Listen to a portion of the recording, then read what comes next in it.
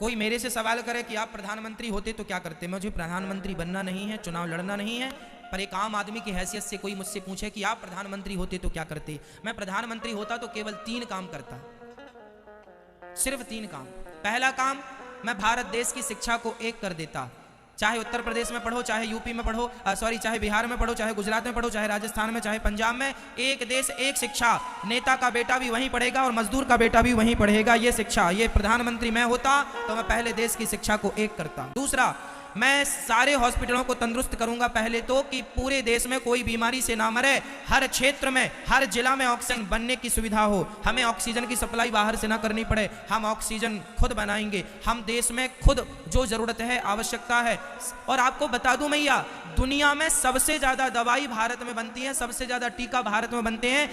यहां तक कि पोलियो का टीका भारत में बना, वर्तमान में कोरोना का टीका भारत में। हमारे देश में टैलेंट की कमी नहीं है, हम मुंह नहीं ताकते कि भैया तुम कोरोना का टीका हमें दे दो, तुम चूल्हे में जाओ, हम खुद बना लेंगे। भारत टैलेंटेड व्यक्ति है, भारत के अंदर टैलेंट की कमी नहीं है। हमने सारी दवाइयां बनाई। आज पहले वो होती थी ना, दाग दाग हो जाते तो उसका टीका लगता। आज बच्चों को जितने टीका लगते हैं उनमें 90% टीका भारतीय टीका है, और सबसे सस्ते हैं और उपयोगी हैं। हम भारतीय लोग ना दवाई भी खूब बनाते हैं, पर इलाज नहीं दे पा रहे हैं क्योंकि नीतियां खराब है।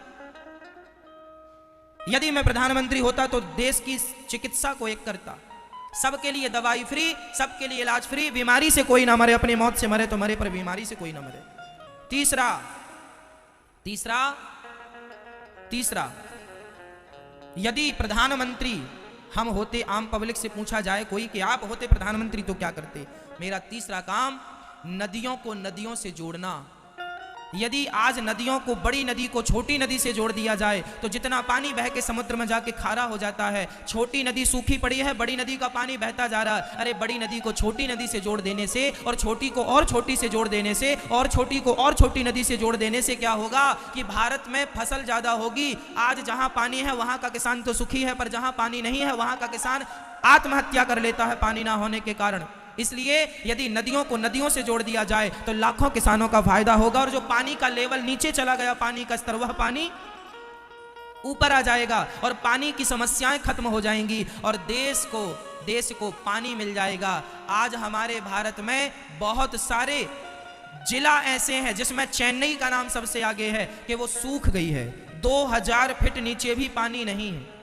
कल को आपके शहर की बारी है जहां खोदने से पानी नहीं होगा, कल आपके पास पैसा बहुत होगा मेरी माँ, पानी नहीं होगा। आज 20 रुपए लीटर पानी बिकता है और अच्छा पानी 50 रुपए लीटर बिकता है। वो दिन दूर नहीं जब 1000 रुपए लीटर पानी बिकेगा। यदि आज नहीं जाके नदियों को नदियों से नहीं जोड़ा, पानी नहीं बचाया, तालाबों का संरक्षण नहीं किया, तो वो दिन दूर नहीं जब 1000 रुपए लीटर तुम पानी पियोगे और तुम्हारी औलाद तुम्हें गाली देगी कि हमारे देश के हमारे माँ बाप ने क्या किया, पानी तक नहीं बचाया।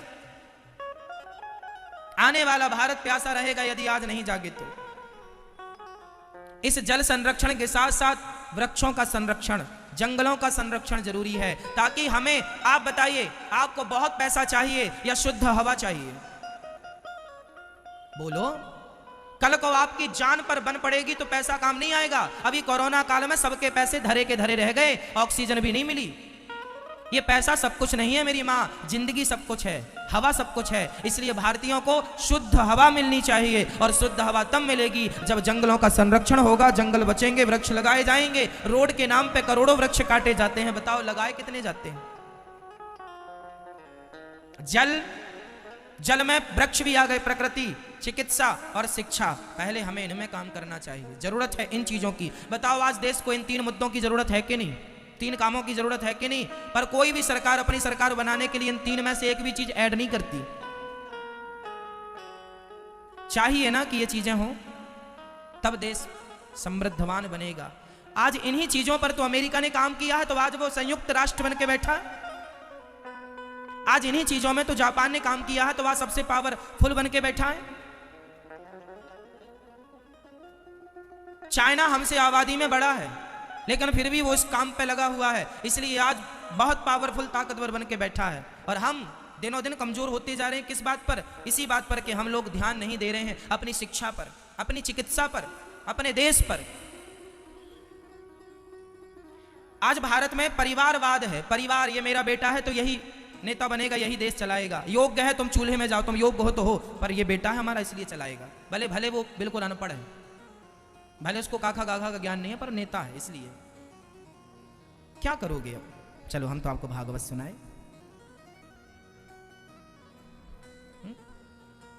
ये तो देश की बातें हैं मैया, ये तो मेरी चिंता है कि मेरा देश समृद्धवान बने। मैं चाहता हूं कि आप पढ़े लिखे हो, मैं चाहता हूं आपके घर भी कभी चूल्हा ना बुझे, मैं चाहता हूं कि आपके पास भी एक गाड़ी हो, मैं चाहता हूं कि भारत के मजदूर के पास भी कम से कम एक खुद का घर हो, खुद की गाड़ी हो, खुद के लिए बढ़िया पहनने के कपड़े हो, खुद शिक्षित हो। मैं ये चाहता हूं गरीब से गरीब आदमी शिक्षित हो।